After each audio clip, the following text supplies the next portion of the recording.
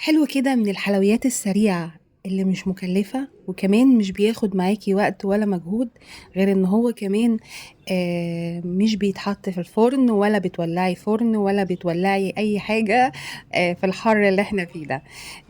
هتعمليه في ثواني، ممكن ينفع كمان تتعشي بيه او تفطري بيه. انتوا عارفين ان التين الموسم بتاعه اليومين دول، وده الحلو بتاعي المفضل اللي بحب اكله لما في موسم التين. يعني التين انا مش بحب اكله الا بالشكل ده. طريقته بتبقى سهلة وبسيطة ومش محتاجة اي مجهود.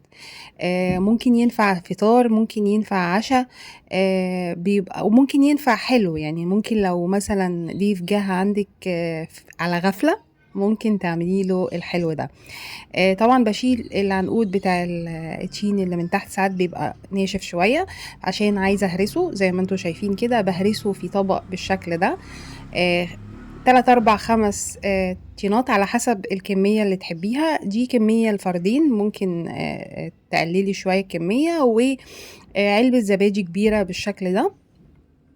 ممكن تعمليها في البيت، ممكن تجيبيها من بره على حسب ما تحبي. وابدا ادوبها، يا ممكن تدوبيها في الخلاط وممكن تعمليها بالمضرب اليدوي زي ما انتوا شايفين.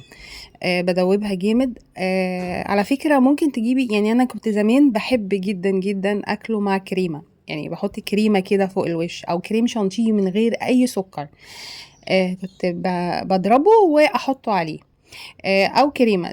دلوقتي بقى عشان الرجيم والدهون، فبعمله بزبادي. علبه زبادي بشيل الوش بتاعها واعمله بالشكل ده، بحطه عليها بالشكل ده كده. وممكن يتاكل بالشكل ده، وممكن تحطي عليها عسل نحل. فطار ينفع، فطار ينفع عشاء، يكون كمان في منتهى اللذاذه. كمان هتعمليه بمنتهى السهوله المتسهله.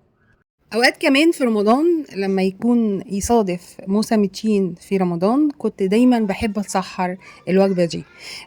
جميلة جدا ومفيد. انت عارفين ان التين مفيد جدا جدا.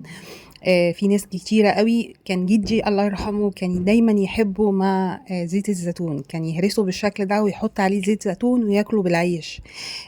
انتوا عارفين فوائد زيت الزيتون وفوائد التين، كان بيبقى جميل جدا. حتى هو كان يقولي ان هو مفيد جدا جدا جدا.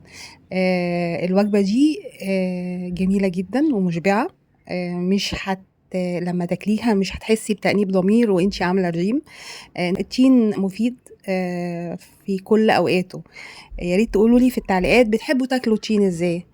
اتمنى اكون بفيدكم. يا ريت بقى لايك ومشاركة عشان اصحابكم يستفيدوا. وكانت معاكم مها القناوي، مع السلامة.